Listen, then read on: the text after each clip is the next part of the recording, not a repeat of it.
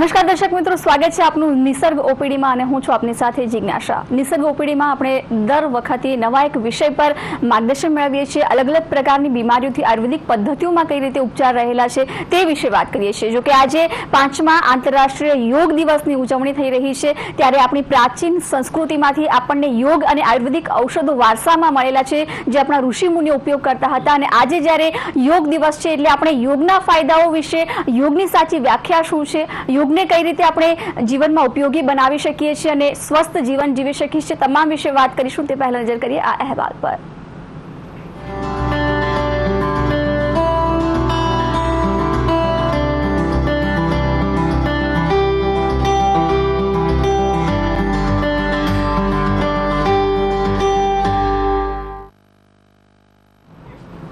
તો યોગના અંગો કયા કયા રહેલા છે, યોગ કરવાથી શું ફાયદાઓ થાય છે, એ વિશે આજે આપણે વિસ્તૃત માહિતી મેળવીશું। જો કે એ પહેલા નજર કરીએ આ અહેવાલ પર। યોગ એટલે શું? આધુનિક સમયમાં યોગની ઉપયોગિતા, યોગના ફાયદાઓ જાણો, સમજો। શું તમારી લાગણીઓ તમારા વ્યક્તિગત કે વાસ્તવિક જીવનમાં બાધારૂપ થાય છે? યોગ અને આયુર્વેદનું સમર્થન એટલે શ્રેષ્ઠ જીવનશૈલી। લાઇફસ્ટાઇલ ડિસઓર્ડર્સમાં યોગ કઈ રીતે ઉપયોગી? વિશ્વ યોગ દિવસ। યોગનો અભ્યાસ કોઈ પણ ધર્મ, જાતિ, લિંગ, ભાષા કે દેશની સીમાઓથી પર છે। તે અનુશાસન અને સામર્થ્ય વધારીને શરીર અને મનની સ્વસ્થતા મેળવવાનો અવસર આપે છે।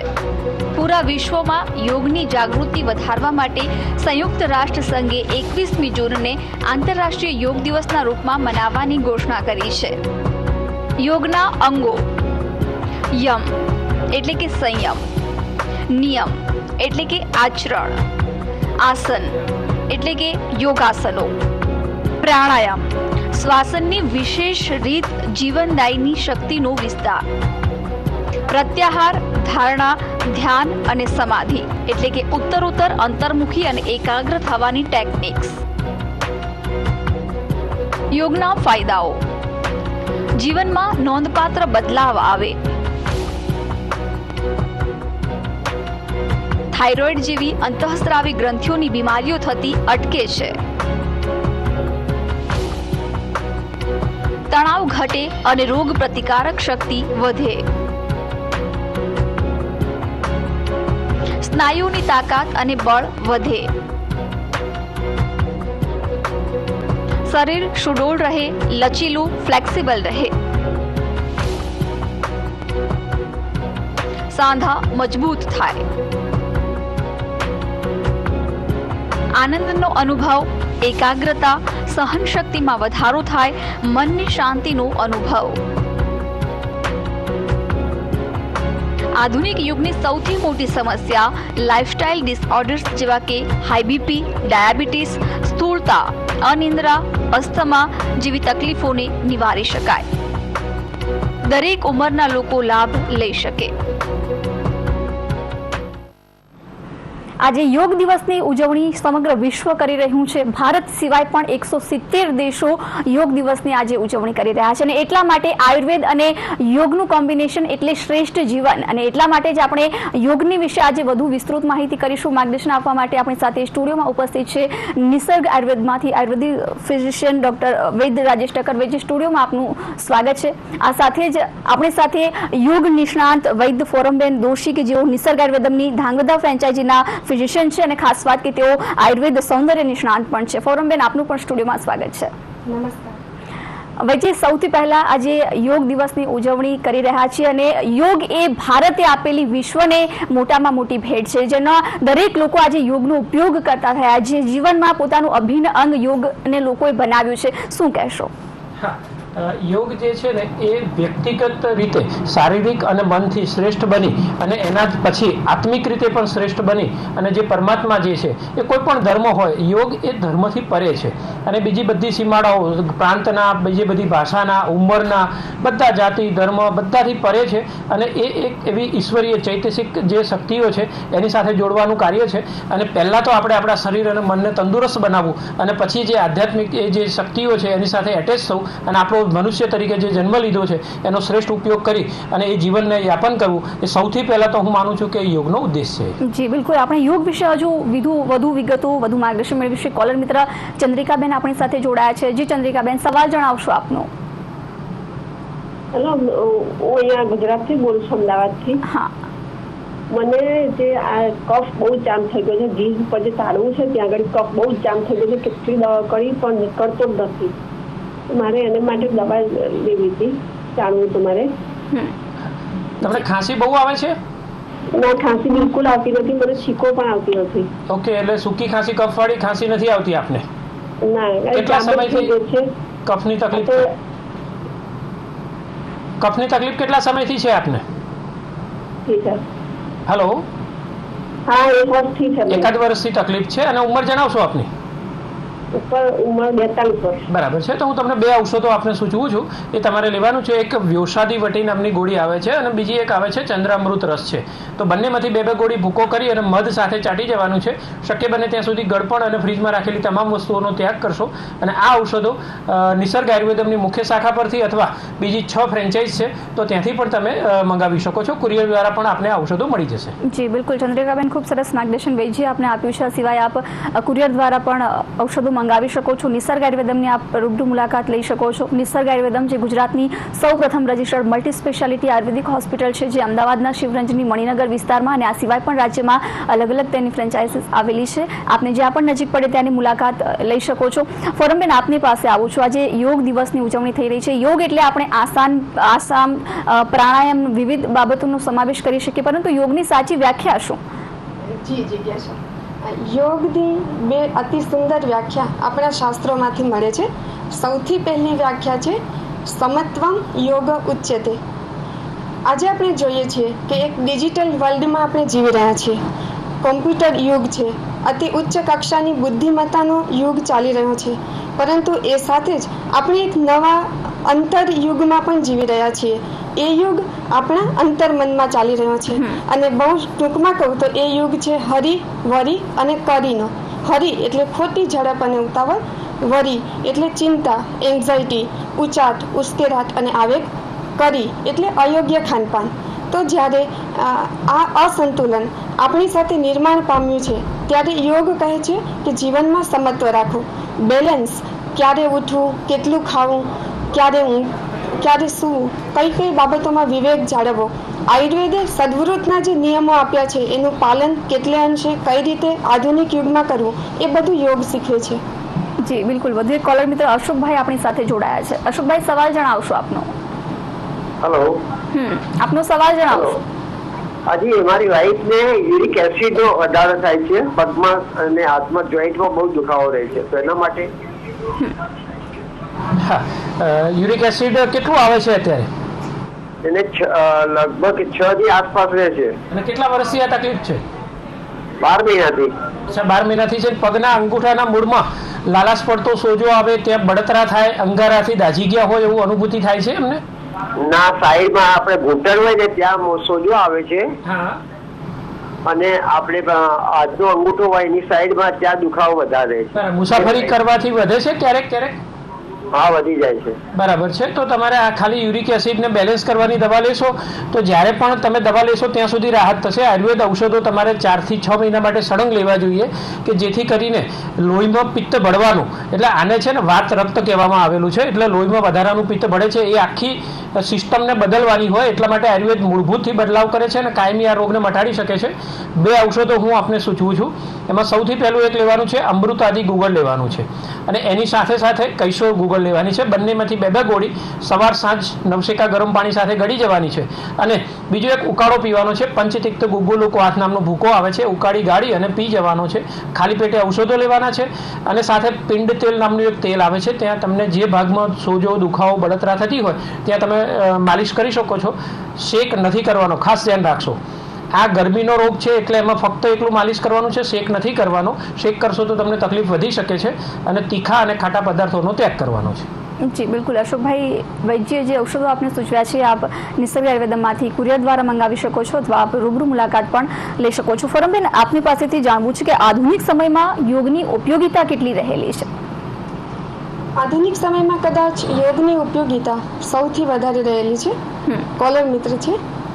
નહીં જી, અત્યારે આપણું જીવન જે પ્રકારની ભાગદોડમાં વીતી રહ્યું છે તો આપણા શરીરની સિસ્ટમ નેચરલી એક અવરોધ અનુભવે છે.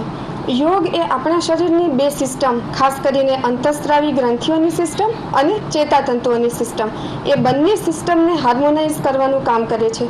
અને આ બંને શરીરની સિસ્ટમ એવી છે કે આપણે જાતે કરીને એની ઉપર કોઈ કંટ્રોલ બહારથી બહુ જ કરી શકતા નથી. તો એવે વખતે યોગના આસનો, પ્રાણાયામ અને ધ્યાન યોગ આપણને એક નવું જીવન બક્ષે છે, નવો ઉત્સાહ આપે છે.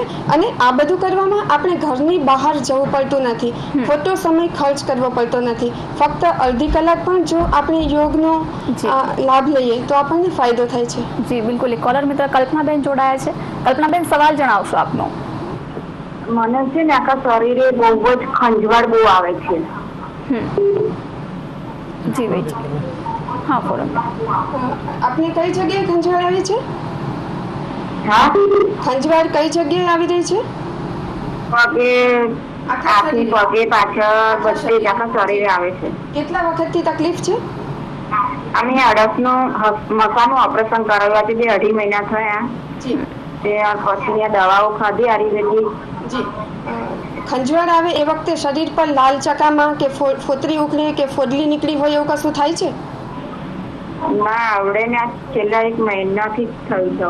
જી. તો આપ અમુક દવાઓના નામ નોંધી લેશો. સૌથી પહેલાં નામ લખો સંશમની વટી. 2 ગોળી 2 વખત લેવાની રહેશે. એ સાથે બૃહદ મંજિષ્ઠાદી ઘનવટી નામની એક ગોળી આવે, એ પણ આપ 2 ગોળી 2 વખત લો. અને એ સાથે પથ્યાદી ક્વાથ નામનો એક ઉકાળો આવે, એની 2 ચમચી 2 વખત લેવાની. આ બધી દવાઓ આપ નિસર્ગ આયુર્વેદમની જુદી જુદી શાખાઓ અથવા મેઇન સેન્ટરથી મેળવી શકો છો. ખાવા પીવામાં અતિશય ખાટા, તીખા અને ક્ષારયુક્ત પદાર્થોનો ત્યાગ કરશો. જી કલ્પનાબેન, ફોરમબેને ખૂબ સરસ માર્ગદર્શન આપને આપ્યું છે. જે ઔષધો આપને સૂચવ્યા છે એ પણ આપ નિસર્ગ આયુર્વેદમાંથી કુરિયર દ્વારા મંગાવી શકો છો અથવા આપ રૂબરૂ મુલાકાત પણ લઈ શકો છો. ભાઈજી, આયુર્વેદિક ઔષધો અને ખાસ કરીને યોગ આપણને ઋષિમુનિઓ તરફથી ભેટ આપવામાં આવેલી છે. જ્યાં સુધી યોગનો સવાલ છે, યોગ દિવસની આપણે ઉજવણી કરી રહ્યા છીએ, યોગ કરવાથી આપણને કઈ કઈ બીમારીઓમાંથી મુક્તિ મળે છે અથવા આપણું જીવન કઈ રીતે સ્વસ્થ રહે છે? 2 વસ્તુ છે. સ્વસ્થ્ય સ્વાસ્થ્ય રક્ષણમ, આતુરસ્ય વિકાર પ્રશમન. એટલે 2 કામમાં યોગ અને આયુર્વેદ બંનેનો ઉદ્દેશ એક છે કે સ્વસ્થ્ય છે સ્વાસ્થ્ય રક્ષણમ, એટલે જે તંદુરસ્ત માણસ છે એની તંદુરસ્તીની રક્ષા કરવાની. એટલે રોગો આવે જ નહીં. પ્રિવેન્શનનું આટલું બધું મહત્વ બીજા કોઈ મેડિકલ સાયન્સમાં કે કોઈ એના હિસ્ટ્રીમાં મળતું નથી. આતુરસ્ય વિકાર પ્રશમન એટલે ધારો કે કોઈ સંજોગોમાં કોઈ પાલન ન કરી શકે, રોગ આવીને પડ્યો છે, તો પછી આપણે એનું નિરાકરણ કેવી રીતે કરવું અને એ પણ કાયમ માટે કેવી રીતે, તો પણ એ કુદરતને સાથે રાખીને, પ્રકૃતિના ઔષધીય તત્વોને સાથે રાખીને એનું નિરાકરણ કરવું કે જેથી કરીને બીજી કોઈ આડઅસરો ન થાય. તો આ બંને ઉદ્દેશ જે છે, એટલે યોગ અને આયુર્વેદ એ પરસ્પર સંકળાયેલા છે. ઘણા બધા યોગની અંદર જે સદવૃત્ત, સદાચાર, બીજું બધું જે દિનચર્યા છે, એનો સાત્વિક આહારની જે પરિકલ્પનાઓ છે, એની એ જ પરિકલ્પનાઓ આયુર્વેદના ગ્રંથોમાં પણ જોવા મળે છે. એટલે બંનેનો સમન્વય ખૂબ સરસ રીતે થાય છે અને બંને મન અને શરીરના સત્વ અને સ્વાસ્થ્ય એ બંનેને ઉચ્ચતમ સ્તરે લઈ જાય છે. તમામ રોગોમાં યોગ અને આયુર્વેદ પોતાનો રોલ ભજવી શકે છે. જી બિલકુલ. દર્શક મિત્રો, ફોરમબેન અને વૈદ્ય રાજેશ ઠક્કર ખૂબ સરસ માર્ગદર્શન આપણને આપી રહ્યા છે. કોલર મિત્ર અલકાબેન આપણી સાથે જોડાયા છે. અલકાબેન, સવાલ જણાવશો આપનો? Rajeshbhai, good afternoon. હવે મારે સાહેબને પૂછવું છે કે આપણે શિરોધારા કરાવીએ છીએ એ કેટલી ઉત્તમ કહેવાય, અને બીજું તમને એવું કહેવું કે આ યોગ કરવા એ કેટલી ઉંમરનો કઈ બાદ હોય છે અને જમ્યા પછી કરવા કે જમ્યા પહેલા કરવા, એની માહિતી દર્શક મિત્રોને તમારા માધ્યમથી આપશો? હા, એમને 2 પ્રશ્નો પૂછ્યા છે. એમાં પહેલું શિરોધારાનો પ્રશ્ન છે એ હું આપીશ, અને બીજો જે યોગ વિશેનો છે કે ક્યારે કરવા, જમ્યા પછી વગેરે, તો એનું આપણે સાંગેત્રા શાખાના ફિઝિશિયન છે વૈદ્ય ફોરમબેન આપશે. શિરોધારા જે છે તમામ પ્રકારના રોગોમાં, જે માથાથી ઉપર ઉર્ધ્વ જત્રુગત કહેવાય, એટલે જત્રુ એટલે આપણી આ ગળાની હાંસડી છે, તો એનાથી ઉપરના બધા રોગોની અંદર શિરોધારા કરી શકાતી હોય. વાળના રોગો હોય, બ્લડ પ્રેશર હોય, ખોડો થયો હોય, ઊંધરી થઈ હોય, ટાળ પડતી હોય, બ્લડ પ્રેશર હાઈ રહેતું હોય, લકવો પડી ગયો હોય, ને એની પછીની કન્ડિશનમાં, પોસ્ટ પેરાલિટિક કન્ડિશનમાં પણ શિરોધારા થઈ શકતી હોય છે. પણ શક્ય બને ત્યાં સુધી નિષ્ણાત વૈદ્યની અંડરમાં રહી અને સારવાર કરાવવી જોઈએ. જ્યાં પંચકર્મની સારવાર ઉપલબ્ધ હોય ત્યાં આ સારવાર કરાવવાથી ખૂબ સરસ ફાયદા થાય છે. અને શિરોધારા એ અત્યારે આયુર્વેદની આઈડેન્ટિટી બની ગઈ છે. કોઈ પણ જગ્યાએ જોઈએ ને તો કોઈ પણ બોર્ડ બી હોય ને, આયુર્વેદ ફિઝિશિયન હશે અને આયુર્વેદિક હોસ્પિટલ કે ક્લિનિક શરૂ કરવું હશે તો એક ફોટો તો ફરજિયાત શિરોધારાનો મૂકશે જ ત્યાં. કેમ કે એટલું બધું આખા વિશ્વમાં, અમેરિકા હોય કે જર્મનીની ગલીઓ હોય તો ત્યાં પણ તમને શિરોધારાનો ફોટો જોવા મળી શકે છે. એટલું પ્રચલન થયું છે અને એટલું જ સરસ એટલા માટે એ શિરોધારાની અસર હોય છે. જી બિલકુલ. ફોરમબેન, યોગ ક્યારે કરવા જોઈએ, કેટલી ઉંમર સુધી કરવા જોઈએ, એવા સવાલો પણ લોકોને થઈ રહ્યા છે. સામાન્ય રીતે યોગાસન, પ્રાણાયામ અને ધ્યાન કરવાનો સમય પ્રાતઃકાળનો અને સૂર્યોદય પછીના 2 થી 2.5 કલાક સુધીનો ગણાવાયો છે. એ સમય દરમિયાન આપણા શરીરમાં એક નવી તાજગી આમ પણ હોય છે. સવારની શુદ્ધ તાજી હવા અને વાતાવરણનો લાભ આપણને મળે. એ સિવાય સવારે વાતાવરણમાં વિચારોના પ્રદૂષણનું પ્રમાણ પણ ઓછું હોય, જેથી કરીને આપણે એ વખતે જો યોગનો અભ્યાસ કરીએ તો કુદરતી રીતે જ આપણાથી વધારે સારી રીતે યોગાભ્યાસ થઈ શકે. માનો કે કોઈને સવારે યોગાભ્યાસ કરવો અનુકૂળ જ નથી, તો પછી સાંજનો સમય પણ યોગાભ્યાસ માટે ઉપયોગમાં ચોક્કસ લઈ શકાય. યોગાભ્યાસ ને ભોજન સાથે શું સંબંધ? તો જમ્યા પછી ઓછામાં ઓછા 3 થી 3.5 કલાક વીતી ગયા પછી યોગનો અભ્યાસ કરવો જોઈએ. અને યોગાભ્યાસ કર્યા પછી અડધી કલાક, પોણી કલાક પછી જમી શકાય. જો સામાન્ય નાસ્તો કર્યો હોય તો 1.5 કલાક પછી યોગાભ્યાસ કરી શકાય અને પ્રવાહી લીધા પછી અડધી કલાક પછી કરી શકાય. જી બિલકુલ. અલકાબેન, ખૂબ સરસ માર્ગદર્શન રાજેશ ઠક્કરે અને ફોરમબેને આપને આપ્યું છે. આ સાથે જ વધુ એક કોલર મિત્ર મનીષાબેન જોડાયા છે. મનીષાબેન, સવાલ જણાવશો આપનો? જી મનીષાબેન, આપણા ટીવીનો અવાજ ધીમો રાખશો. હલો ફોરમબેન. હા મનીષા. હા હલો ફોરમબેન, મનીષાબેન સાહેબ છું. જી હાજી બોલો. તમારા પ્રશ્નની રજૂઆત કરો. મારે શરીરના પાછલા ભાગમાં શરીરના હાજી સંભળાઈ ગયું છે. બહુ ખંજવાળ આવે છે. જી ખંજવાળ બહુ આવે છે. એનો કોઈ ઉપાય? કેટલા સમયથી તકલીફ છે? બતાવો. કેટલા સમયથી તકલીફ છે આપને? હા બતાવો. જી મનીષાબેન, કેટલા સમયથી આપને આ તકલીફ છે? લાગે છે કે સંપર્ક કપાઈ ચૂક્યો છે, છતાં પણ આપણે મનીષાબેનને જવાબ ફોરમબેન આપી દઈએ. હાજી, જ્યારે ખંજવાળ આવવાની વાત છે, હમણાં જ એક કોલરબેનને આપણે માર્ગદર્શન આપ્યું. ખંજવાળ આવવાના ઘણા બધા કારણો હોય છે, પણ સામાન્ય રીતે આપણે જોઈએ તો કદાચ એમને શરીરના પાછળના ભાગમાં ખંજવાળ આવવાની વાત કરી રહ્યા હતા, તો આપણે એમને એક ઉકાળો સૂચવીએ છીએ, એ બૃહદ મંજીષ્ટાદી ક્વાથ. આ ક્વાથ એમને દિવસમાં 2 ચમચી 2 વખત લેવો અને એ સાથે એમને ગોળીમાં સંશમનીવતી અને મહાસુદર્શન ઘનવટી આ 2 ગોળી સૂચવી રહ્યા છીએ. બધી ગોળી 2 વખત ખાલી પેટે લેવી ઉકાળાની સાથે. મનીષાબેન, ખૂબ સરસ માર્ગદર્શન ફોરમબેને આપને આપ્યું છે. આશા રાખીએ કે આપે આ જવાબ પણ સાંભળ્યો હશે, માર્ગદર્શન મેળવ્યું હશે. ફોરમબેન, આપની પાસે જાણવા માંગુ છું કે યોગના ફાયદાઓ શું રહેલા છે? યોગને કઈ રીતે સમજવું, કયા રીતના ફાયદાઓ યોગના કારણે જોવા મળે છે? જી, યોગના ફાયદાઓ તો અનેક છે. યોગના ફાયદાઓ સમજતી વખતે આપણે રોગનું આધુનિક વર્ગીકરણ પણ સમજીએ. સૌથી પહેલા તો રોગનું વર્ગીકરણ જોઈએ તો મુખ્ય 3 પ્રકારના રોગ હોય, એ પછી બીજા પણ અનેક પ્રકારો પડે.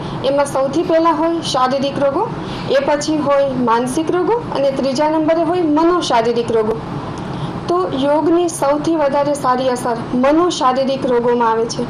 મનોશારીરિક રોગો એટલે કે ઇરિટેબલ બોવેલ સિન્ડ્રોમ, જેમાં વ્યક્તિને જમતાની સાથે જ લેટ્રિન જવા જવું પડે, એ સિવાય સોરાયસિસ, એ સિવાય અમ્લપિત્ત, એ સિવાય નર્વાઇન ડાયરિયા, એક પ્રકારનો પાચન તંત્રનો રોગ છે, એ સિવાય હાઇપર એસિડિટી. આ બધા જે રોગો છે એ મનોશારીરિક રોગો છે. એ સિવાય શારીરિક રોગો આપણે ગણીએ તો આ જમાનાના સૌથી વધુ વિસ્તરી રહેલા રોગો જે લાઇફસ્ટાઇલ ડિસઓર્ડર્સ કહેવાય, એમાં સૌથી પહેલા નંબરે આવે મેદરોગ, સ્થૂળતા. એમાં યોગાસનો, પ્રાણાયામ અને ધ્યાનનો પ્રભાવ સૌથી સારો જોવા મળે છે. એ સાથે ડાયાબિટીસના દર્દીઓની સંખ્યામાં દિન પ્રતિદિન ખૂબ વધારો થઈ રહ્યો છે અને આપણે જોઈ રહ્યા છીએ કે એનું કોઈ ક્યોર નથી. હવે જ્યારે ક્યોર નથી કોઈ રોગની, આધુનિક વિજ્ઞાન પણ મથી રહ્યું છે, એ વખતે વ્યક્તિએ શું કરવું જોઈએ કે જેથી કરીને ડાયાબિટીસ, એની સાથે હાઇપરટેન્શન, આ બધા રોગોથી છુટકારો મળે. યોગના આસનો, પ્રાણાયામ અને ધ્યાનની રોજની પ્રેક્ટિસ જે વ્યક્તિગત રીતે થોડી જુદી જુદી હોઈ શકે અને નિષ્ણાતના માર્ગદર્શન હેઠળ કરવી જોઈએ. એના અભ્યાસથી ઘણો સારો સુધારો જોવા મળે. જી બિલકુલ ભાઈજી, ફોરમબેને ખૂબ સરસ વાત કરી. શારીરિક, માનસિક અને મનોશારીરિક 3 વસ્તુ પર અસર કરે છે. માનસિક રીતે આપણે વાત કરીએ, કોઈ પણ વ્યક્તિ શારીરિક રીતે ભલે સ્વસ્થ લાગતું હોય પરંતુ માનસિક તણાવમાં હોય ત્યારે વ્યક્તિ માટે યોગ કેટલા ફાયદાકારક રહે છે? હા, સૌથી વધારે જ્યારે મનની તકલીફ વધારે હોય ત્યારે જ યોગ સૌથી વધારે ઉપયોગી છે. કેમ કે ઔષધોનો પણ કદાચ એક લિમિટેડ રોલ હોય છે. એટલે એને જે કંઈ તકલીફ છે એને અવસાદની અવસ્થા, મનોવસાદ એટલે વિષાદ, કે જેને ડિપ્રેશન આપણે કહીએ છીએ, કાં તો બીજું કોઈ પણ છે, હાઇપર એક્ટિવિટી છે, નાનું બાળક છે ને વધારે પેલું થઈ રહ્યું છે, અથવા મોટી ઉંમરે પણ એ થઈ રહ્યું છે, ઊંઘ નથી આવતી, બીજા કેટલાક તકલીફ છે, સ્ટ્રેસફુલ લાઈફ છે અને એને કંટ્રોલ નથી કરી શકાતો, નેગેટિવ ફિલિંગ્સ આવી રહી છે અને રોકી નથી શકાતી, તો આ બધી કન્ડિશનમાં યોગ સૌથી વધારે ઉપયોગી સાબિત થઈ શકે છે. અને હમણાં જે ફોરમબેન એક વાત કરતા હતા ને એ બાબતમાં હું તમને કમેન્ટ કરું કે કદાચ બ્રહ્મ મુહૂર્તમાં જે લખ્યું છે ને, તો એની મને પોતાને હું વિચાર આવે છે એ કહું છું કે કદાચ આપણે જેમ અત્યારે મોદી સાહેબ છે અત્યારે કેબિનેટ મિનિસ્ટર બેઠી હોય અને નિર્ણયો લેતા હોય, તો કદાચ ઉપર એવું થાય કે બધા દેવતાઓની મિટિંગ ચાલતી હોય અને એ લગભગ સવારના 4 થી 4:30 કે 4:45 સુધીનો ટાઈમ હોય અને દરરોજ કેબિનેટની મિટિંગ ચાલતી હોય અને પૃથ્વી પર જે પરિવર્તન લાવવાનું હોય તો એના વિચારો નીચે છે ફેંકવામાં આવતા હોય, તો જે લોકો સવારે વહેલા ઉઠી અને એ જે એને સ્વીકારશે તો એ આપણે ત્યાગ કરવો પડશે પથારીનો, આળસનો અને બધાનો, તો આપણને વિચારો મળશે અને આપણે દુનિયામાં આગળ રહી શકીશું. એટલા માટે યોગ કરવા જોઈએ. જી બિલકુલ. દર્શક મિત્રો, અલકાબેન ફરીથી આપણી સાથે જોડાયા છે. જી અલકાબેન. રાજેશભાઈ, તમે ઘણી બધી માહિતી આપો છો, અમને બહુ લાભદાયક છે, પરંતુ મારે પૂછવું છે કે સારંગાંઠ હોય, હરણિયા હોય, એપેન્ડિક્સ હોય, આવા લોકો યોગ કરવા કે કેમ, એની પણ માહિતી અમને આપો પ્લીઝ.